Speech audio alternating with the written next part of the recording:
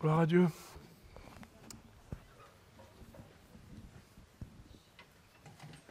Nous prenons le temps de terminer ce repas, du moins de prendre ces derniers éléments pour réaliser encore la grandeur, le bénéfice de son amour pour nous. Heureusement qu'il nous a aimés, n'est-ce pas? Est-ce que vous pouvez vous imaginer que Dieu ne puisse pas nous aimer? On aurait perdu un repère plus qu'un repère. On aurait tout perdu, n'est-ce pas?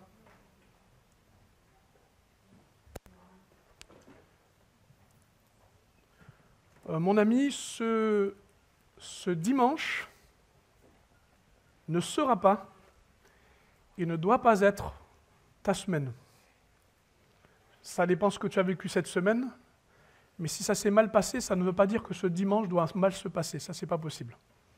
Parce que quand Dieu met son amour, il se passe quelque chose. Quand Dieu veut manifester son amour, il se passe quelque chose. On est rentré dans la période de ce qu'on appelle Noël, et c'est toujours pour l'Église une joie de se dire, chaque dimanche, on va pouvoir rappeler quel est l'amour de Dieu pour les hommes. Parce qu'il nous a été donné... Non, ne mets pas tout de suite. Mais c'était pas... C'est bien l'initiative, mais pas tout de suite. L'amour... Pourquoi? Parce qu'on peut dire, voici, Jésus est venu au milieu des hommes pour montrer quel est l'amour du Père. On est d'accord avec ça? Et c'est grâce à cela qu'on peut dire que Dieu nous aime. Sinon, c'est difficile de l'expliquer. Avec des émotions, avec des paroles un peu, avec des expériences. Mais là, on est sûr de pouvoir dire à chacun et à soi-même, Dieu nous aime parce que Jésus est venu au milieu des hommes pour montrer quel est l'amour du Père. Amen? Eh bien même, ce matin, j'aimerais vous parler d'un fils qui va justement ne pas nous montrer l'amour du Père, mais au contraire, va s'éloigner de l'amour du Père. Il ne va pas le comprendre, il ne va pas le respecter, et même, il va s'en éloigner. Oh! Et à cause de ça, nous allons nous rendre compte de quelle manière, justement, Dieu nous aime quand même comme un Père. Intéressant, hein?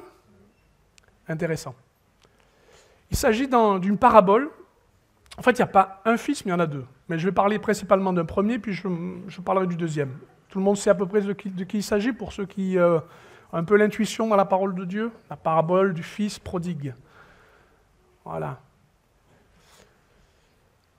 Le fils prodigue baigne dans l'amour, il est dans la maison du Père, il sait qu'il sera héritier, il ne se pose pas la question, sauf que, bien que l'amour soit ce qu'il est, il y a comme un besoin, il y a comme un manque. Et c'est vrai que souvent, l'amour se définit comme ça, comme un besoin d'abord, comme un manque. Parce que c'est le sentiment le plus profond que nous avons en nous-mêmes, qui nous définit et qui nous donne du sens à notre vie. Et ce fils-là se pose la question de quelle façon il est aimé. Alors, ce n'est pas dans le texte, mais par contre, sa réaction, elle est très claire. Tu peux mettre maintenant. Merci beaucoup. Il se met à se dire, si Dieu m'aime vraiment, ou si le Père, m'aime vraiment, qui me donne l'héritage? Que je puisse, avec cet héritage, aimer comme je veux. Définir l'amour tel que je le souhaite. Aller vers ce que j'ai envie. C'est ça l'amour.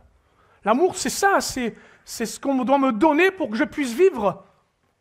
Et voilà que dans ce doute, il y a une émancipation, le besoin de dire « je suis aimé, donc si je suis aimé, je dois exister, et si je dois exister, je dois réaliser, donne-moi mon héritage ». Sauf qu'il faut savoir que les héritages sont toujours des problèmes dans les familles. Parce que pour avoir un héritage, il faut que le père meure. Parce que si le père ne meurt pas, on n'a pas l'héritage. Qui est d'accord avec ça? Enfin, c'est ce qui se passe. Le fils cadet, il demande le tiers de la propriété, de sa propriété, de son héritage, de ce qui lui est promis. Je veux un amour sonnant et trébuchant. Je veux un amour concret. Et pour cela, je veux m'en accaparer. À moi l'amour, je veux l'amour. Donnez-moi de l'amour. Aimez-moi. Je le fais bien, hein?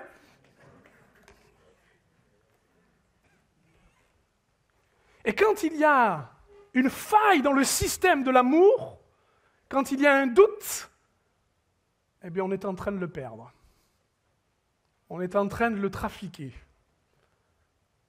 On est en train de le déformer. Et c'est ce que fait le Fils. Alors il va vers l'amour qu'il souhaite, l'amour de l'argent, l'amour de la célébrité, de la glorification personnelle. J'ai des amis parce que j'ai de l'argent. Et je mène joyeuse et brillante vie, dit le texte. Je me fais des amis parce que je donne de l'amour. Tiens, j'investis dans l'amour. Je paie pour de l'amour. L'amour des plaisirs, l'amour du monde, l'amour du faste, l'amour de la vie qui se consomme. C'est la vie, aime la vie, mais vas-y, mors dans la vie. Sauf que en faisant cet amour-là, ou en vivant cet amour-là, la dette s'accumule. On passe du doute à la dette. Et dans la dette, dans le fait que l'argent manquant, l'amour manquant, le besoin augmente, le besoin d'amour. Ça n'a rien réglé, ça pose toujours le même problème.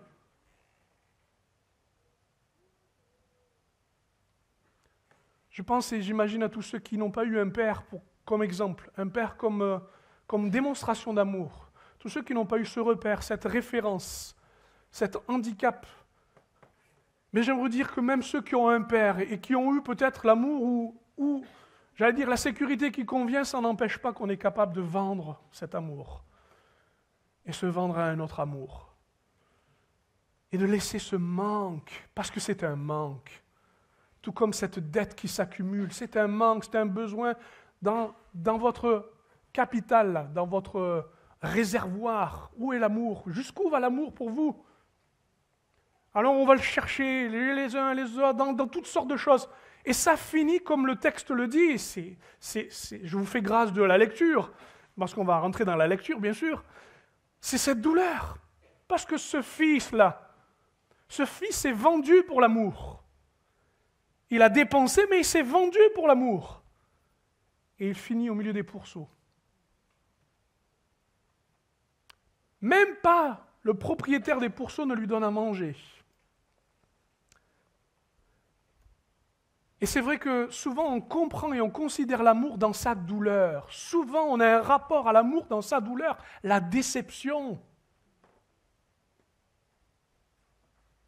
Et on a souvent une difficulté, c'est que comme l'amour, j'ai loupé le coche de l'amour, puisque je me suis investi dans un amour qui était peut-être inconsidéré ou qui m'a amené à n'accumuler que des besoins et des manques, j'en arrive maintenant à cet endroit-là où, est-ce que l'amour existe? J'en arrive à me dire, mais est-ce que l'amour n'est pas mort? Est-ce qu'il n'est pas mort dans la boue de ses cochons? Est-ce que l'amour ne s'est pas sali? Est-ce que c'est fini? Parce que oui, l'amour, c'est de la difficulté. Il faut savoir le gérer, il faut savoir le comprendre, il faut savoir le vivre. Et souvent, on a souvent des peines de cœur, des peines d'amour, que des réussites et des joies. Oh là là, si on s'arrête là, on va partir dans un état, je ne vous dis pas. Mais c'est une réalité, et ce monde le dit, et l'Église le ressent. Nous le ressentons entre nous, dans nos blessures, dans nos besoins de reconnaissance, d'amour. Dans tout ce qui fait qu'on sait qu'il y a une maison avec le Père, mais où est son amour? Ça va? Phase 2.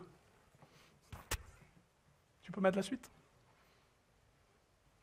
Il rentre en lui-même, se pose la question, et il fait un calcul avec l'amour. À défaut, si je n'ai pas l'amour du Père, autant que j'ai quand même l'amour d'un employeur. Alors je vais me proposer comme mercenaire, si vous préférez, comme esclave, comme serviteur. Je ne serai plus le fils, mais au moins, j'aurai quelque chose de la maison du Père. Je n'aurai peut-être pas la considération, mais j'aurai au moins peut-être, je ne sais pas moi, la place. Je me fais une petite place. Il rentre en lui-même. Il va au bout du processus de son désarroi, comme on a dit, de ces 3 aspects.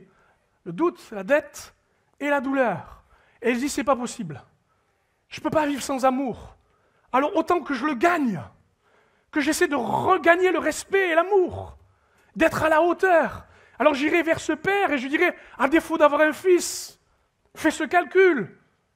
Rachète-moi en étant un fonctionnaire. Je vais fonctionner en essayant de gagner l'amour. Misérable. Et à côté de cela, que fait le père? D'ailleurs, je trouve que la parabole est mal citée. Ça ne devrait pas être la parabole du fils prodigue. Ça devrait être la parabole du père prodigue. Amen. Parce que c'est lui qui va dépenser. C'est lui qui va tout donner. Et de sa personne, de son argent, de son temps, de tout. Parce que je voudrais que vous l'entendiez, Dieu ne renonce pas à aimer. Amen.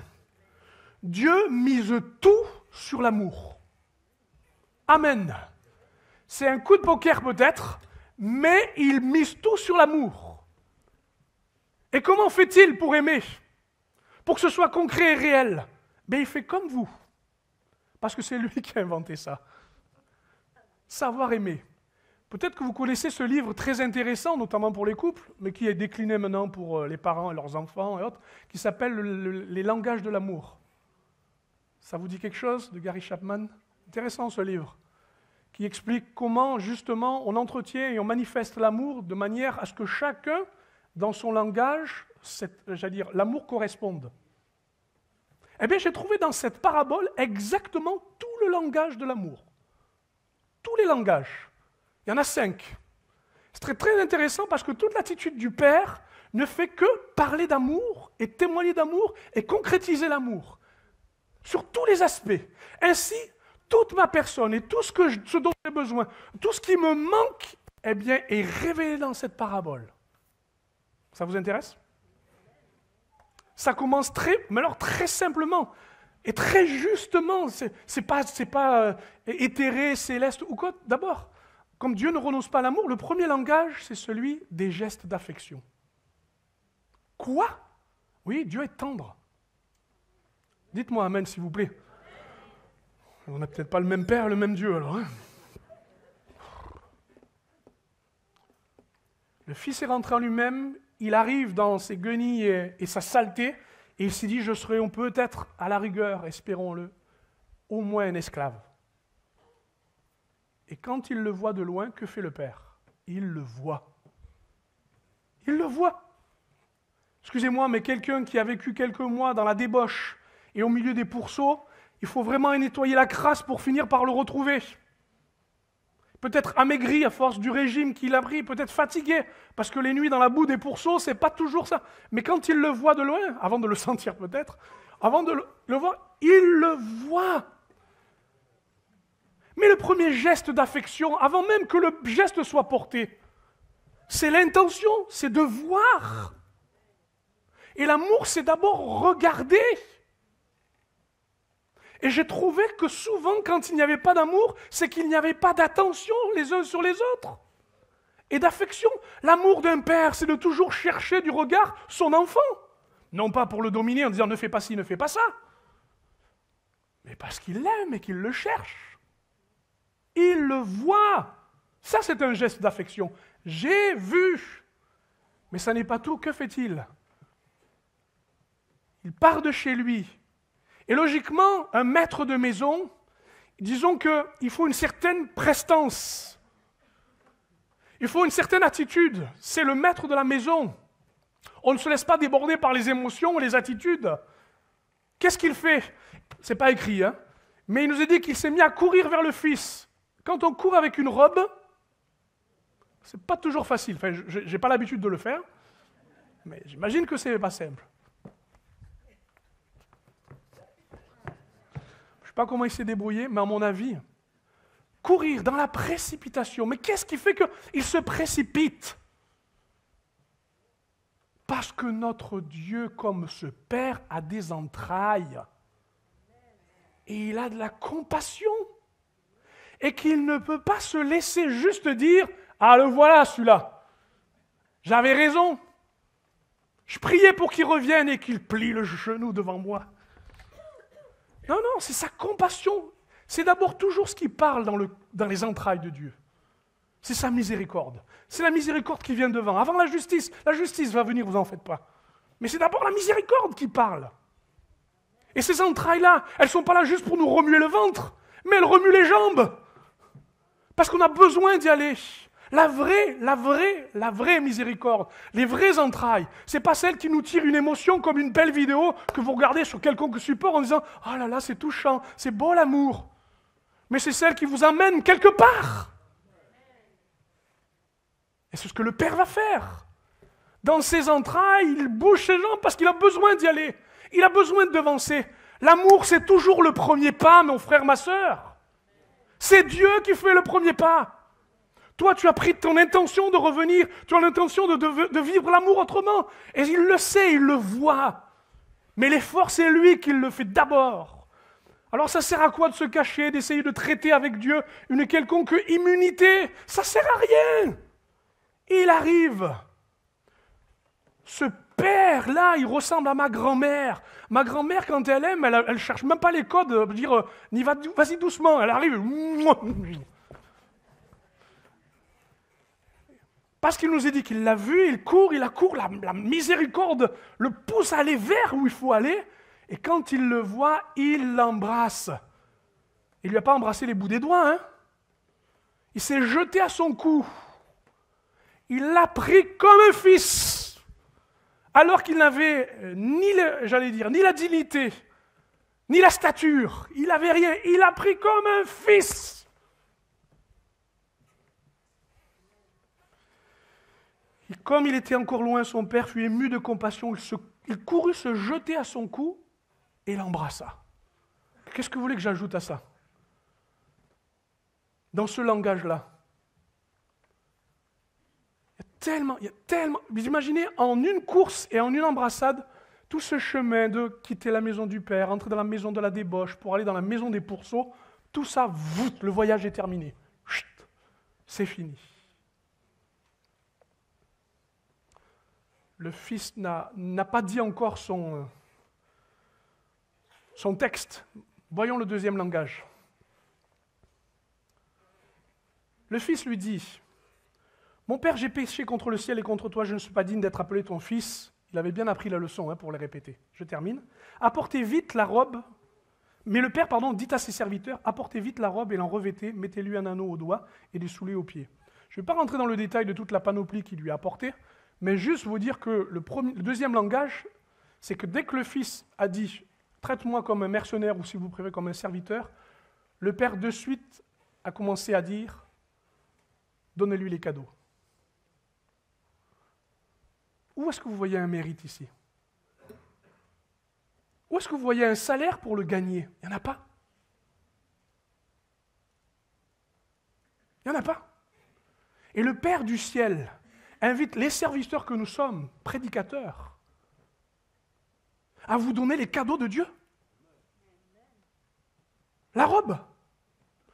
Parce que l'amour de Dieu, ce n'est pas l'amour pommade. Parce qu'on ne mélange pas la pommade avec la crasse. C'est l'amour savon. Parce que pour mettre un vêtement, il faut le nettoyer, le bonhomme. Pardonnez-moi l'expression. Et c'est ça le cadeau. Tu veux le vêtement, je te donne le vêtement parce que tu es purifié, tu es lavé, tu es pardonné. Alléluia! Parce que le vêtement, c'est ça. Tu as la dignité d'un fils. Parce que c'est comme ça qu'il veut nous justifier. Pas nous disculper, pas lui dire, comme vous savez certains parents, on va trouver des excuses, on va trouver des arrangements, on va effacer, on va annuler le problème. Pas du tout. Il sait où est le problème. Il sait pourquoi il y a le problème. Mais il dit à ses serviteurs, maintenant, redonnez-lui la dignité d'un fils. Nous sommes justifiés non par nous-mêmes, nous ne sommes pas des propres justes, nous ne le serons jamais, mais nous dépendons d'un amour certain, inconditionnel, réel, qui nous voit comme des fils et qui veut nous habiller comme des fils, qui veut nous voir comme une identité de fils, avec des comportements de fils. Et pour cela, il donne un anneau. Et l'anneau, ce n'est pas simplement le signe d'une alliance, c'est un sceau. Le mot veut dire sceau. Ça veut dire qu'il donne l'autorité, qu'il donne accès. C'est la carte bancaire de l'époque. Ah ouais? Eh oui. Vous imaginez comment l'amour remet la confiance dans le fils? Et tu as des dettes, mon ami, tu ne sais pas gérer, hein? Mais je te donne le sceau. Et que dire encore? Parce qu'il faudrait continuer à l'expliquer et à l'expliquer. Il lui met des chaussures. Les esclaves sont pieds nus. Les fils ont des chaussures. Et ceux qui sont fils et filles de sa maison ont des chaussures. Et quand ils sortent, ils restent des fils et des filles de sa maison. Donc quand vous quittez ce lieu, vous ne vous comportez pas comme des esclaves. Hein? Vous êtes toujours des fils et des filles, hein?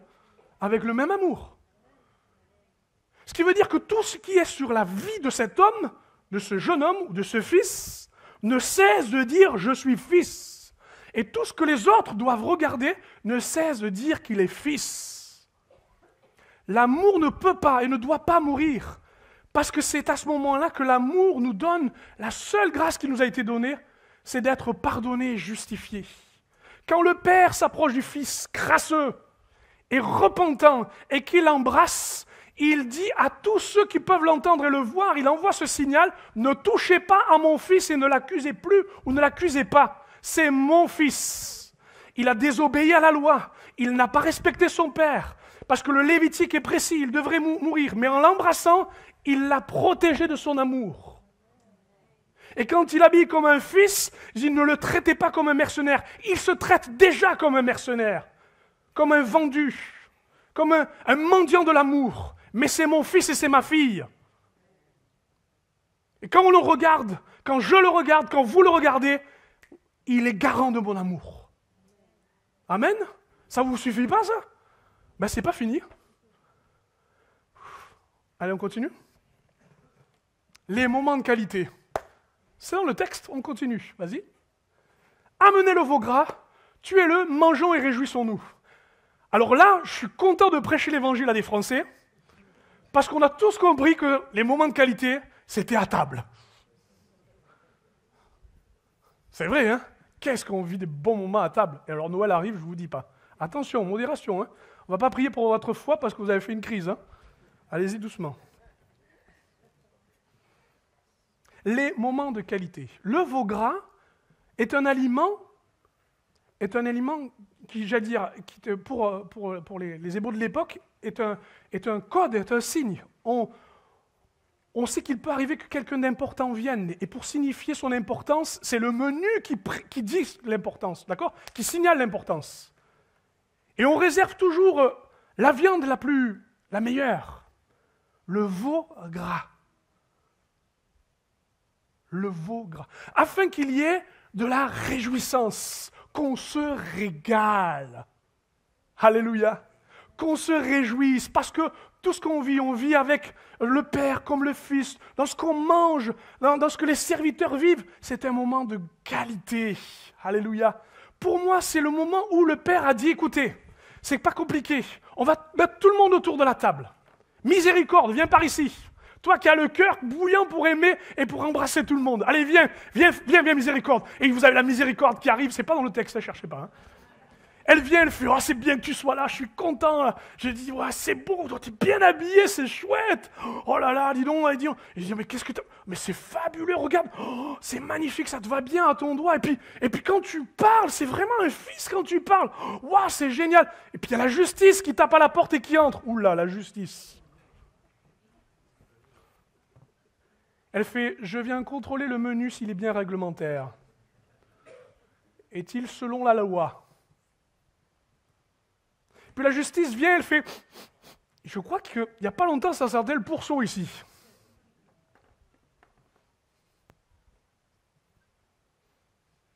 La justice réclame ses droits. La miséricorde réclame ses droits. Comment on va les mettre d'accord? C'est l'amour qui les met d'accord. C'est l'amour, parce que dans l'amour, il y a la justice, il y a la miséricorde. Voilà pourquoi on se réjouit. Voilà pourquoi on n'a pas mangé le veau gras, mais on a Jésus-Christ comme nourriture. et comme réjouissance. Voilà pourquoi des fois vous vous voyez excité, énervé, enthousiasmé pour louer Dieu, parce que c'est un moment de qualité. Parce que si on n'en fait pas un moment de qualité, où est la miséricorde? Où est la justice? Où est l'amour? Ça va? Je continue? Ensuite, les paroles valorisantes. C'est dans le texte qui suit, verset 24, pardon. Mon fils que voici était mort, il est revenu à la vie, il était perdu, et il est retrouvé, et ils commencèrent à se réjouir. Notons une chose à cet instant.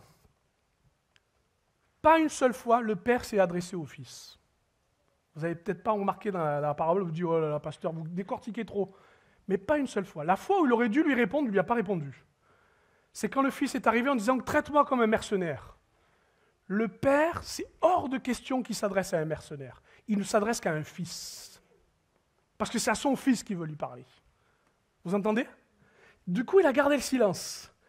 Et il s'est adressé à ses serviteurs pour lui dire, vite, allez, nettoyez-le, habillez-le, et ces choses-là. Vous me suivez bien? Ça ne veut pas dire qu'il ne l'a pas considéré, mais il a tellement considéré. Et vous savez, il y a des silences de Dieu qui sont pour vous déroutants et qui vous dérangent peut-être, mais c'est tout simplement parce qu'il vous aime et qu'il vous respecte, comme des fils, et pas comme des esclaves pour vous donner des ordres, mais pour vous éduquer à l'amour. Pour vous éduquer à l'amour. Parce que quand il se met à parler de son fils et à son fils, il dira « mon fils ». Vous entendez? Vous entendez bien? Il le dit officiellement. Il le déclare. Il l'a montré. Le langage était clair. Les gestes, les temps de qualité, les cadeaux. Mais là, il le dit. Et quand il le prononce, il l'établit. « Mon fils ». Moi, des fois, je dis à ma femme, au fait, ta fille. Quand ça ne va pas, et quand elle réussit, c'est ma fille. C'est un peu vrai, hein? Et là, il dit, mon fils était mort. Même s'il était mort, c'était quand même mon fils. Ça reste mon fils. Parce que l'amour d'un père ne meurt pas, ne peut pas mourir. Même quand c'est perdu, même quand c'est impossible, il aime quand même. Il est revenu à la vie. Si vous saviez combien nos paroles peuvent à la fois tuer comme elles peuvent faire vivre. Quelqu'un a dit, et j'ai trouvé cette citation merveilleuse, que la langue est un muscle sans os qui peut briser des os. C'est intéressant, hein? Enfin, intéressant la formule. Après, le résultat n'est pas intéressant du tout. C'est ce petit membre, petit muscle sans os, qui peut briser des os. Combien d'identités sont abîmées? Combien de consciences, j'allais dire, cautérisées, marquées, à cause de paroles inconsidérées, malheureuses, répétées. Et cette parole délivre. Pour moi, elle a la même puissance que, vous savez, Ananias qui va voir Saul de Tarse au moment de sa conversion. Il vient juste de se convertir, il est encore aveugle, et par l'esprit, Ananias reçoit qu'il faut qu'il aille voir Saul de Tarse. Et la première fois ce qu'il prononce, il lui dit « mon frère ». Ah ça, il y a des paroles qui ne manquent pas. Mais dire des paroles valorisantes, c'est pas facile, hein? Mais celles-ci, elles ont une valeur incroyable, parce que quand il le déclare, c'est comme les vêtements, c'est comme les cadeaux, c'est comme les gestes. À chaque fois, c'est pour dire ce que je déclare, personne ne doit dire le contraire. Mon fils était mort, il est revenu à la vie. Et qu'est-ce qui l'a fait vivre? L'amour. Qu'est-ce qui continuera à le faire vivre? L'amour. Parce qu'il ne se définit plus comme mercenaire ou fonctionnaire ou ce que vous voulez dans la maison, mais comme fils. Et c'est par cet amour qu'il vit. Et voilà pourquoi ils commencèrent à se réjouir. Et voilà pourquoi à chaque fois que quelqu'un se repent, que quelqu'un se donne à Dieu, que quelqu'un se réconcilie, que quelqu'un a bien quitté son ancienne nature pour entrer dans la nouvelle, se met à le servir, à partir de là, c'est l'amour qui le fait vivre. Amen. Et puis enfin, parce que je salue votre courage de m'écouter jusqu'au bout, c'est bien qu'il y a de l'amour, les services rendus. Et là, vous vous dites, les services rendus, mais le Père n'a fait que ça. C'est vrai. Les services rendus ne sont pas nécessairement écrits dans le texte, mais induits dans le texte de la parabole. Quel est donc le plus grand des services que le Père a pu faire pour un fils? Quel est ce service qu'il lui rend? C'est que le Père n'a pas reculé devant l'horreur du péché, devant la déception du péché, devant la défaite du péché, devant la crasse, excusez-moi l'expression, du péché, devant le désarroi d'un fils qui n'a pas considéré ce qu'il aurait dû considérer, et qu'il soit ignorant, ou qu'il soit, arrogant, peu importe, il n'a pas reculé, il aime. Nous ne ferons pas mourir l'amour de Dieu. Le péché n'y est pas arrivé. Amen. La deuxième chose, c'est que le service qui a été rendu, c'est que l'amour a rendu la vie à un fils. Et c'est par cet amour qu'il vit maintenant. Parce que s'il n'y a pas l'amour, il ne peut pas vivre. Si vous n'avez pas l'amour de Dieu, vous ne pourrez pas vivre. D'ailleurs, reprenez les textes de Jean, de son épître. Elle ne cesse de le dire et je manquerai de temps pour étayer mon propos. C'est par l'amour de Dieu que nous sommes ramenés à la vie. Et puis la dernière, et je prends légèrement plus de temps, c'est que c'est l'amour d'un père qui fonde sa maison. Qu'est-ce que ça veut dire? Ça veut dire que dans la maison du père, quand le fils est parti, ça devait être difficile dans la maison. Quand l'amour, semble-t-il, a été trahi, abandonné, quand l'amour n'a pas eu son succès, le fils aurait dû aimer le père voulait aimer le fils. On peut se dire alors, la maison est ébranlée. Eh bien non. Non. La fondation tient. Amen. Sauf que, et c'est là où je veux en venir, il y en a un autre de fils qui vit dans la maison. Et le texte, vous lirez 1 Corinthiens, Luc 15, c'est intéressant. Qui vit dans la maison. Et quand il voit l'amour d'un père qui, justement, comme je le dis, n'est pas mort, mais qui vit toujours pour son fils, il voit ça, il jalouse cela. Et il fait la leçon à son père, vous vous rappelez? En lui disant, c'est pas normal ce que tu fais. Tu ne m'as pas donné ces choses comme tu les donnes à ce fils-là. J'ai l'impression qu'il est de la maison, mais qu'il n'habite pas la même maison, moi. Ça ne vous donne pas cette impression-là? En fait, qu'il est dans la maison, mais qu'il n'a pas la même fondation. Sa relation est celle d'être vraiment dans la maison, mais d'être son propre juste. Il est gérant de l'amour de Dieu et il trouve que son père est trop généreux avec l'amour. C'est un fils aîné, mais il ne s'est pas préoccupé du fils quand il dérivait, qu'il partait dans la mauvaise direction. Non, il est juste là pour juger. Et combien y en a-t-il dans la maison du Père? Combien y en a-t-il? Des gens bien habillés, qui sentent bon, qui ont un bon porte-monnaie, et ce n'est pas un problème d'avoir un bon porte-monnaie, tant mieux, merci Seigneur, mais qui se permettent de dire ce qu'il faut faire et ce qu'il faut dans l'amour. Mais on n'a pas à gérer. La fondation de la maison du Père, c'est l'amour. Et on ne changera pas cette fondation.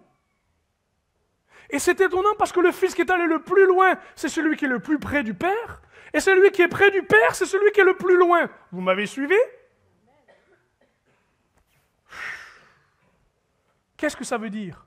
Ça veut dire que nous qui sommes dans la maison, gardons la fondation de l'amour. Pas l'amour mielleux, l'amour pommade, non, l'amour savon. On nettoie, on purifie. L'amour vrai. L'amour juste. Mais l'amour qui ne meurt pas. Parce qu'elle établit chacune comme des fils. Alléluia. J'ai terminé. Bientôt. Connaissez 1 Corinthiens 13, verset 7 ? Vous venez d'entendre tout ce que nous venons d'entendre au travers d'une parabole. Et maintenant, lisons-le un instant et imprégnons-nous de ces quelques paroles. L'amour excuse tout, croit tout, espère tout, supporte tout. L'amour ne périt jamais. Ce n'est pas parce qu'à la maison, c'est difficile d'aimer, à cause de parents, tout comme d'époux à épouse, qu'il n'y a pas une fondation dans votre maison qui est l'amour. C'est pas parce qu'on est dans l'église, on se dit qu'il y a un amour, mais en fait on l'a un peu idéalisé, que d'un seul coup on se rend compte qu'on n'est pas si idéal, que la fondation n'existe pas. Pourquoi? Parce que quand Dieu se met à aimer, le réel amour, son amour, alors il est prêt à pardonner. Vous entendez? Si c'est réellement son amour, il est prêt à y croire encore et à faire confiance. Parce que c'est toujours plus difficile de faire confiance. Il se met à déraisonner en espérant encore, en disant non, le meilleur vient parce que dans l'amour, je crois que c'est devant. Et puis enfin et surtout, je vais vous parler de fondation. La fondation de l'amour est prêt à tout supporter. Tout supporter. Tout comme il a tout supporté sur la croix, tout comme il a tout supporté en traversant la mort, il nous aime en ayant tout supporté. Parce que l'amour ne meurt pas. On va prier, vous voulez bien, et réaliser que quelques-uns au milieu de nous ont besoin de cet amour. Non plus simplement pour juste être mieux ou être réparé, mais de rentrer dans l'absolu de l'amour. L'amour te pardonne. Et sois libéré maintenant de ta conscience mauvaise. Et vis en dignité, s'il te plaît, de tout ce qui t'a été accordé. L'amour croit. Alors que je parle ici, à des gens qui sont ici, je voudrais que le langage de Dieu, tel qu'il doit être approprié pour votre vie, tel qu'il sait le faire, la Bible dit dans l'épître de Jean, « Voyez de quel amour le Père nous a aimés. Il nous a appelés ses enfants. » Quelle est la démonstration qu'il veut faire pour vous? Les gestes? Mais Dieu a des bras. Oui, Dieu a des bras. C'est l'Église. Et nous sommes prêts à vous embrasser. Non pas parce que c'est le Dieu émotion, mais c'est le Dieu du pardon. Arrêtez de zigzaguer, de raser les murs en vous imaginant que vous aurez peut-être une place, mais que c'est difficile de la mériter. Ça n'a rien à voir. L'amour est au premier plan pour vous pardonner. Et si c'est le cas, vous m'autorisez, alors que, allez, on va le faire comme ça sera peut-être plus simple pour vous. On va se lever. Désolé, je vous dis plusieurs fois de vous lever, mais c'est juste pour aider quelques-uns. Juste pour aider quelques-uns. Peut-être que c'est trop difficile de vous lever tout seul devant tous les autres, parce que justement, c'est dur de recevoir cet amour. Reçois ce matin l'amour d'un Père qui te pardonne. Qui te pardonne.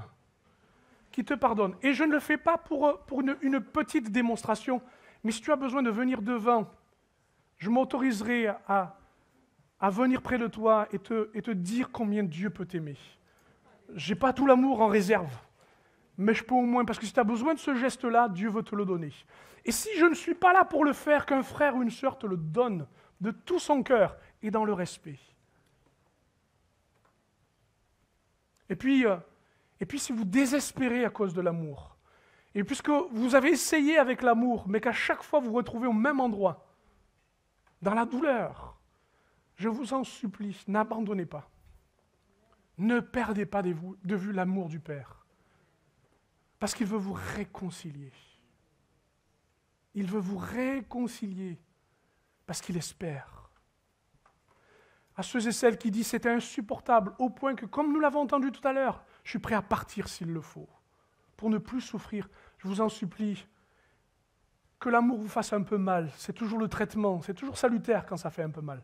Comme le mercurochrome de mon époque. Mais je vous en supplie, ne vous retirez pas. Essayez de vous désarmer devant l'amour qui vient vers vous. Parce que c'est l'amour du Père qui ne vous trahira pas, qui ne vous abandonnera pas, qui ne vous mentira pas, qui vous ne laissera pas, qui ne vous utilisera pas. Parce que la maison du Père, elle est fondée. Et que l'amour ne peut pas mourir. Et ne mourra pas. Parce que ces choses demeureront.